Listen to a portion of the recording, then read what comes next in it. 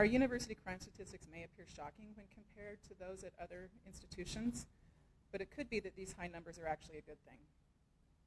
By one critical measure, our university is unique. Our students are coming forward to ask for help in navigating these experiences, and when one student reports this behavior, it makes it okay for another to do the same. That's a very good thing.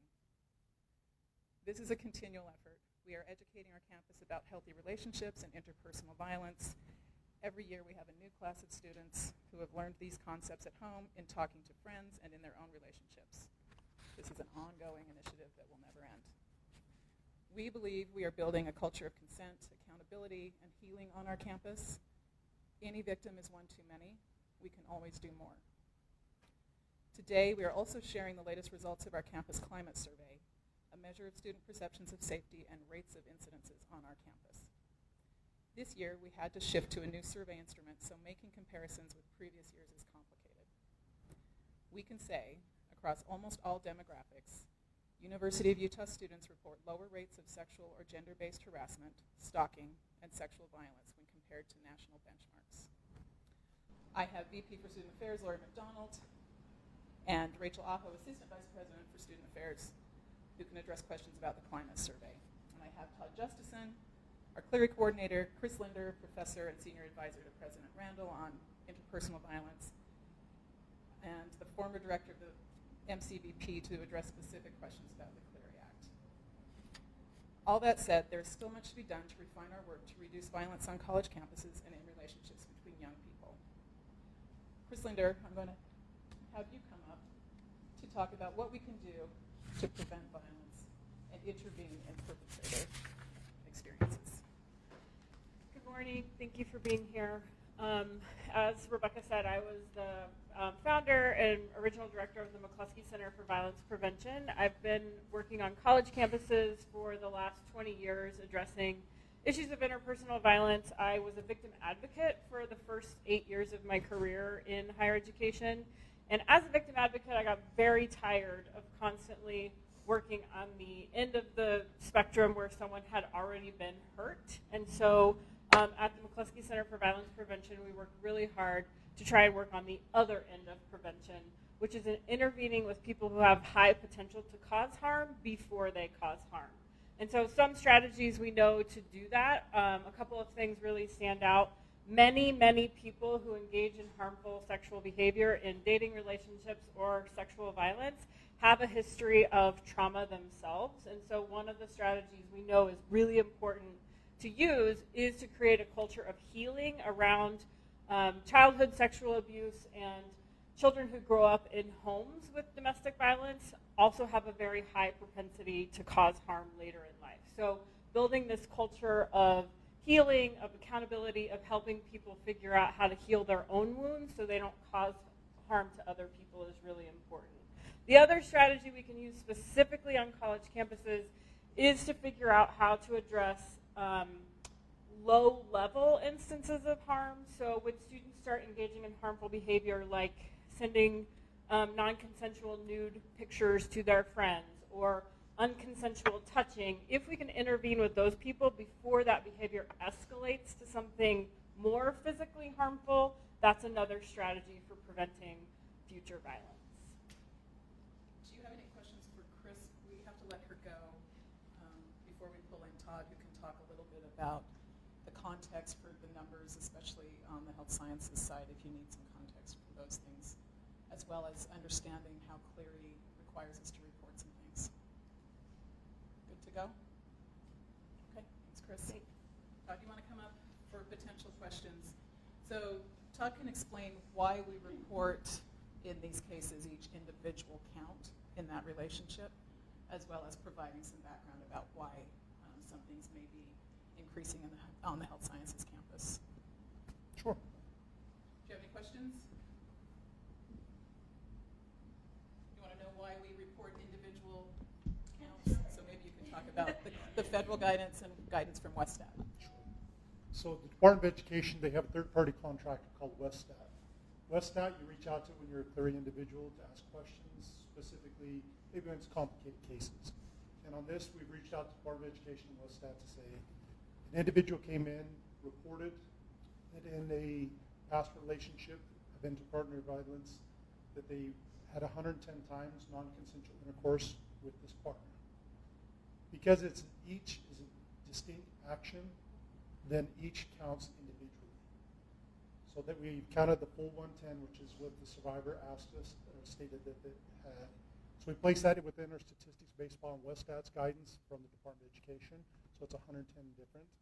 As well as we also placed that in dating violence because they were dating partners at the time. So you'll see in both interpersonal violence of rape as well as interpersonal violence of dating violence, which is Violence Against Women Act, placed in there. That's where statistics come from. Fondling up in the healthcare system, specifically what it comes through, is when a patient is laying in the bed, and whether it be the caregiver coming to hand them the meal, whether the individual coming to administer medication, or the individual's there in order to take vitals, if the person touches either groin, buttocks, or breast, then it counts as fondling. It's called sexual battery on the criminal side, but on Clary's side, it's called fondling. So that each distinct action. Now, whether or not the person seeks prosecution, whether or not the person seeks responsibility for this individual, it still has to count as reported. All things within Clary are counted as reported, not as prosecuted, not as found responsible, because that's the way the Department of Education has written federal law, that we count as reported. Todd, can you tell us when the victim, in this case that we've highlighted this year, when that victim came forward and explained the proximity to the previous year, how the person who reported these cases was not aware of our previous case of 150. So if there are any skeptics out in the audience who believe it's copycatting or providing ideas to potential victims, Sure. the victim this year was not aware of our report last year. Happy to do so. So the individual came in spring of 2024 to report that the relationship they had in 2022-2023, they're reporting from the past incident. The case of 150 had not yet even been reported because it comes out on October 1st of every year. So on October 1st of 2024 is when it came out for 2023 statistics. So it was separated by several months. It was not even, they didn't have knowledge of each other's case, so there's not the ability to be a copycat. Could you also explain how if we report what is reported at the moment that is reported? So someone could come forward reporting something in 1996, Yes. but because they reported it in 2024, we would count it in our 2024 report. Yes. For your background. Yeah, statistics count as reported, but not as the incident occurred. An example would be that I was a student here in the 1990s, so if I reported in 1998, a case happened, but I'm reporting in 2025, it would go in the statistics of 2025. We do not go retro, go back into the 90s. Instead, we stick currently with where the year was reported. Any questions for Todd? I was just wondering about those past years and those counts. Are there also like ones that are from one case, like multiple one case in 2022? Sure. So the incident that the individual complainant reported in 2023 or 2024 for the 2023 is a different individual than the one that reported in 2024. Is that the question you're asking? Yeah, I was wondering if also in 2023 there were multiple, like there were 150 Yes. from one person. Yes, that is correct. So the 150 is one complainant, one respondent from past relationship, and they reported all at one time. Exact same scenario. It's just different complainant, different respondent for the 2024 year as well. I wonder, do you guys have concern the way that it is counted, that it can cause more alarm? That way it just seems like it can't be a little confusing. Chris is our expert on that. Yes, it's such a good question to figure out. Is it alarm? Is it going to cause alarm for people? A couple of things to note. One is that we know that sexual assault has been used as a form of abuse in intimate partner relationships forever, but many survivors do not come forward and report it as sexual assault because our culture has constructed the idea of sexual assault as a stranger jumping out of the bushes and snatching us. And so the fact that survivors are finally feeling comfortable coming forward and saying, I experienced sexual assault in this long-term relationship, could actually be a good thing in the long run, because it's going to make it okay for other survivors to say, that happened to me too, and I also want help. And so it can create a culture making it okay to come forward and report those kinds of instances of sexual assault so that survivors can get help for what they're dealing with. I'm going to bring up Lori and Rachel to kind of give you all a sense of the climate survey and how it is different from the security report, but how it's important in our efforts to gauge safety on our campus. So Rachel, can you describe a little bit about why we do this and how often we do this and why we're releasing that? Absolutely. So we administer a campus climate survey every 2 years here on campus. This is our 5th iteration of doing the campus climate survey. It's an important tool for us as a campus to understand student trends, understand the experiences of harm among our campus students, and then also to see what's working in terms of our preventative efforts. So we were really encouraged to see this year the results, especially related to some of our prevention efforts around bystander intervention and consent. Our students are reporting high understanding of those behaviors on campus, which is letting us know that the important work we're doing to educate students about how to engage in healthy relationships, how to intervene if there's a harmful situation, are helping to move the needle. And I think that's why it's important that we continue to do this survey every 2 years, is to assess how those efforts are going and also to understand where we can target more resources. Any questions about the climate survey? Are there any other highlights besides the information that you can share with us? Yeah, some other highlights from this. Again, we're encouraged to see that as we compare our rates to national benchmarks, across almost all categories, we're seeing lower rates of incidents reported for our students. The exception to that being among intimate partner violence, which helps us, again, as a campus know that we should continue investing in building on those resources, which we have already done over many years, and have seen some of that progress start to play out and bear out in the report. So both encouraging there and, again, helping us target those resources and interventions for students. What are some of those resources and interventions that you have specifically when it comes to relationships? Yeah, we have some great resources on campus. A couple that I will highlight come out of our Center for Campus Wellness.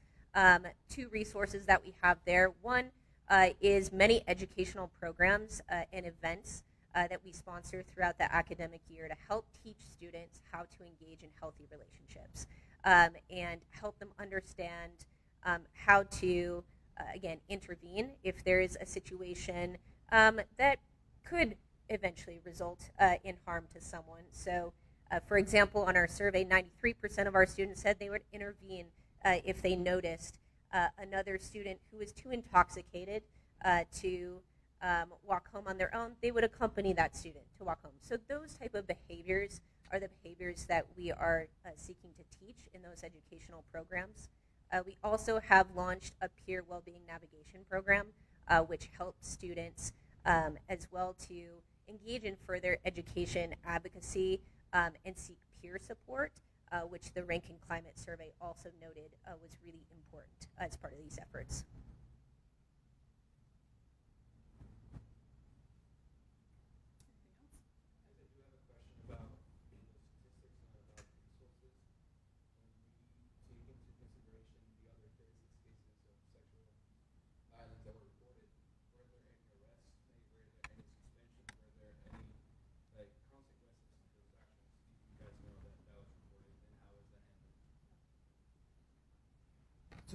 I do not have the exact statistics how many individuals were arrested or prosecuted through it, or the amount that the dean of students, because it's more about empowering where the complainant wishes to go with it.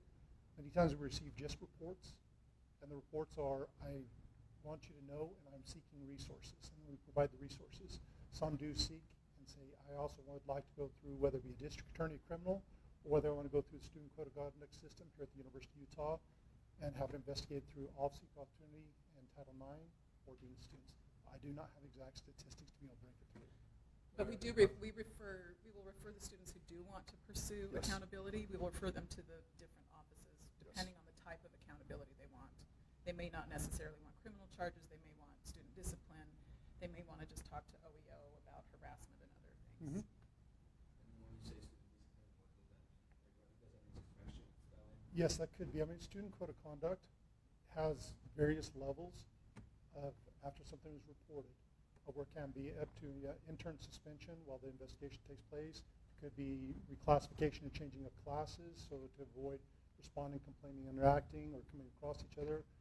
Different campus schedules, so yes. So there's a lot of stuff that they can do, but the Student Code of Conduct actually has each varying level up to expulsion from the university.